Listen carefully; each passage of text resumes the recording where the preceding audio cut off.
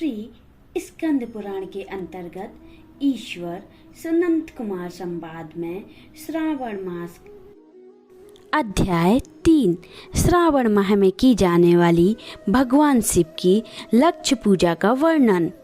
सनत कुमार बोले, हे भगवान, आपने श्रावण मासों का संक्षिप्त वर्णन किया है।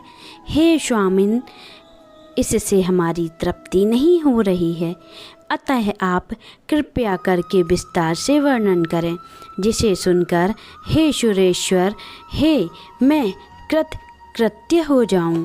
ईश्वर बोले, हे योगेश्वर, जो बुद्धिमान नक्त व्रत के द्वारा श्रावण मास में व्यतीत करता है, वह 12 महीने में नक्त व्रत करने के फल का भागीदार होता है। नक्त व्रत में दिन की समाप्ति के पूर्व सन्यासियों के लिए एवं रात्रि में गृहस्थों के लिए भोजन का व्यवधान है। इसमें सूर्य अस्त के बाद 3 घड़ियों को छोड़कर नक्त भोजन का समय होता है। सूर्य के अस्त होने के पश्चात 3 घड़ी संध्या काल होता है। संध्या बेला में आहार, मैथुन्य, निद्रा और चौथा स्वास्थ्याध्याय, इन चारों कर्मों का त्याग कर देना चाहिए। गृहस्थ और यतीम के भेद में उनकी व्यवस्था के विषय में मुझसे सुनिए। सूर्य के मंडपण जाने पर जब उस अपनी छाया से शरीर की दुगनी हो जाती है, उस समय में भोजन को यति के लिए नक्त भोजन कहा गया है। रात्रि भोजन उसके लिए नक्त भोजन नहीं होता है। तारों के दृष्टिगण होने पर विद्वानों के गृहस्थ के लिए नक्त कहा गया है। यति के लिए दिन के 8वें भाग के शेष रहने पर भोजन का विधान है। उसके लिए रात्रि में भोजन का निषेध किया गया है। गृहस्थ को चाहिए कि वह विधि पूर्वक रात्रि में नक्त भोजन करे और यति, विधवा तथा विधुर व्यक्ति सूर्य के रहते नक्त भोजन करे। विधुर व्यक्ति यदि पुत्रवान हो तब उसे भी रात्रि में ही नक्त व्रत करना चाहिए। अनाथ श्रमी हो अथवा आश्रमी हो अथवा पत्नी रहित हो अथवा पुत्रवान हो, उन्हें रात्रि में नक्त व्रत करना चाहिए। इस प्रकार बुद्धिमान मनुष्य को अपने अधिकार के अनुसार नक्त व्रत करना चाहिए। इस मास में नक्त व्रत करने वाले व्यक्ति परम गति प्राप्त करता है। मैं प्रातःकाल स्नान करूँगा, ब्रह्मचर्य का पालन करूँगा, नक्त भोजन करूँगा, पृथ्वी पर सोऊंगा और प्राणियों पर दया करूँगा। हे देव, इस व्रत को प्रारंभ करके पर यदि मैं मर जाऊँ तो हे जगतपते, आपकी कृपा से मेरा व्रत पूर्ण हो। ऐसा संकल्प करके बुद्धिमान व्यक्ति को श्रवण मास में प्रतिदिन नक्त व्रत करना चाहिए। इस प्रकार नक्त व्रत करने वाला मुझे अत्यंत प्रिय होता है। ब्राह्मण के द्वारा अथवा स्वयं ही अतिरुद्र, महारुद्र अथवा रुद्र मंत्र से महीने भर प्रतिदिन अभिषेक करना चाहिए। हे वैश्य, मैं उस वृत्ति पर प्रसन्न हो जाता हूँ क्योंकि मैं जलाधार से अत्यंत प्रीति रखने वाला हूँ। अथवा रुद्र मंत्र के द्वारा मेरे लिए अत्यंत प्रीतिकर होम प्रतिदिन करना चाहिए। अपने लिए जो भी भोज्य पदार्थ अथवा सुखोपोद की वस्तु अति प्रिय हो संकल्प करें, उन्हें श्रेष्ठ ब्राह्मण को प्रदान करके स्वयं महीने भर उन पदार्थों का त्याग करना चाहिए। हे मुनि, अब उसके बाद उत्तम लक्ष्य पूजित विधि को सुनिए। लक्ष्मी चाहने वाले अथवा शांति की इच्छा रखने वाले मनुष्य को लक्ष्य बिल्व पत्रों या लक्ष्य दूर्वा दलों से शिव की पूजा करनी चाहिए। आयु की कामना करने वालों को चंपा के लक्ष्य पुष्पों तथा विद्या चाहने वालों को व्यक्ति को मल्लिका या चमेली के लक्ष्य पुष्पों से श्रीहरि का पूजन करना चाहिए।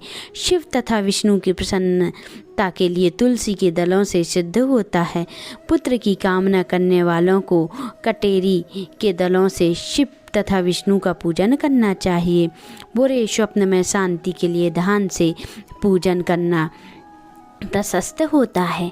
देव के समक्ष निर्मित किए गए रंगवली आदि से विभिन्न रंगों से उचित पद्म, स्वास्तिक और चक्र आदि से प्रभु की पूजा करनी चाहिए। इस प्रकार सभी मनोरथों की सिद्धि के लिए सभी प्रकार के पुष्पों से यदि मनुष्य लक्ष्य पूजा करे तो शिव जी प्रसन्न होते हैं।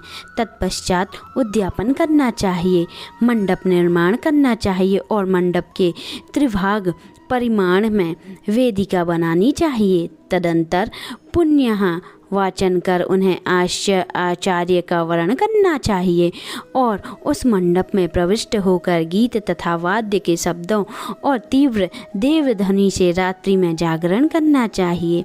वेदिका के ऊपर उत्तम लिंगोत्भद्र करना चाहिए और उसके बीच में चावलों के सुंदर कैलाश का निर्माण करना चाहिए। उसके ऊपर तावे का अत्यंत चमकीला तथा पंच पल्लव युक्त कलश स्थापित करना चाहिए।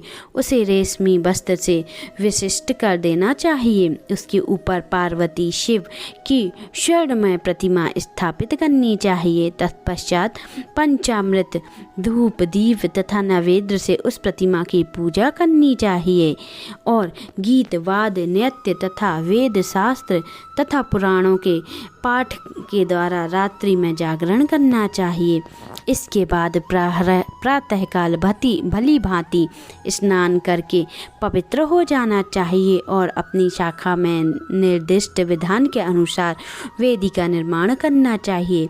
तत्पश्चात मूल मंत्र से या गायत्री मंत्र से शिव के सहस्त्र नामों के द्वारा तिल तथा घृत मिश्रित खीर से होम करना चाहिए अथवा जिस मंत्र से पूजा की गई है उसी से होम की पूर्णाहुति डालनी चाहिए। इसके बाद वस्त्र, अलंकार तथा आभूषणों से भली भांति आचार्य का पूजन करना चाहिए।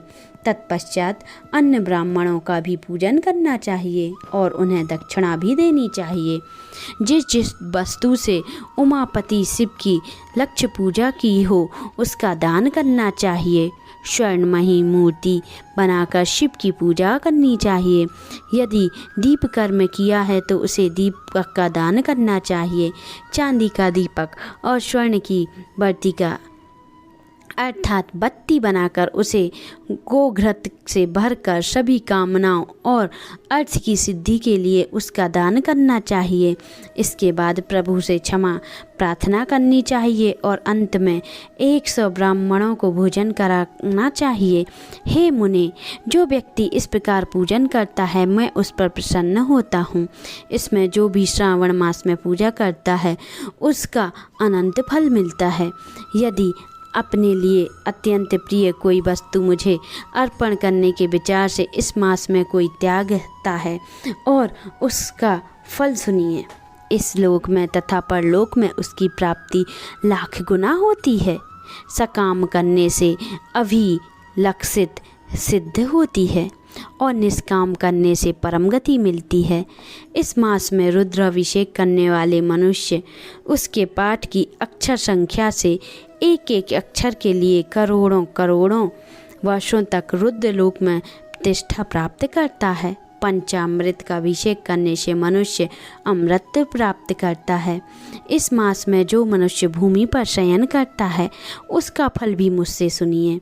हे द्रुज श्रेष्ठ, वह मनुष्य 9 प्रकार के रत्नों से जड़ी हुई सुंदर वस्त्र से अवांछित बिछे हुए कोमल गंधे से सुशोभित, देश तकियों से युक्त, रम्य स्त्रियों से विभूषित, रत्न निर्मित दीपों से मंडित तथा अत्यंत मृदुल और गरुणाकार प्रलाभ मणि निर्मित अथवा हाथी दांत की बनी हुई और चंदन की बनी हुई उत्तम तथा शुभ शैया प्राप्त करता है। इस मास में ब्रह्मचर्य का पालन करने से वीर की दृढ़ पुष्टि होती है। ओज बल शरीर में दृढ़ता और जो भी धर्म के विषय में उपकारक होते हैं वह सब उसे प्राप्त हो जाते हैं। निष्काम ब्रह्मवर्ती को साक्षात ब्रह्म प्राप्त ओज बल, शरीर में दृढ़ता और जो भी धर्म विषय में उपकारक होते हैं वह सब उसे प्राप्त होते हैं। निष्काम ब्रह्मचर्य व्रती को साक्षात ब्रह्म प्राप्ति होती है और सकाम को शरण और सुंदर देवांगनाओं की प्राप्ति होती है। इस मास में दिन रात अथवा केवल दिन में अथवा भोजन के समय मौन व्रत धारण करने वाले भी महान वक्ता हो जाता है। व्रत के अंत में घंटा और पुस्तक का दान करना चाहिए। मौन व्रत के महात्म्य से मनुष्य सभी शास्त्रों में कुशल तथा वेदांग की पारंगता हो जाता है तथा बुद्धि में बृहस्पति के समान हो जाता है और मौन धारण करने वाले का किसी से कलह नहीं होता। अतः मौन व्रत अत्यंत उत्कृष्ट है। इस प्रकार श्रावण मास का तीसरा अध्याय संपन्न हुआ। बोलिए सदाशिव भगवान की जय। ओम नमः शिवाय। अगर आपने अभी तक हमारे चैनल को सब्सक्राइब नहीं किया है तो जल्दी से आप सब्सक्राइब कर लें, जिससे आने वाले वीडियो आपको जल्दी मिलते जाएं और नोटिफिकेशन बेल आइकन को प्रेस करें, जिससे आपको हमारे वीडियो का नोटिफिकेशन मिलता रहे। और लाइक और कमेंट करना ना भूलें। आप सभी को नमस्कार।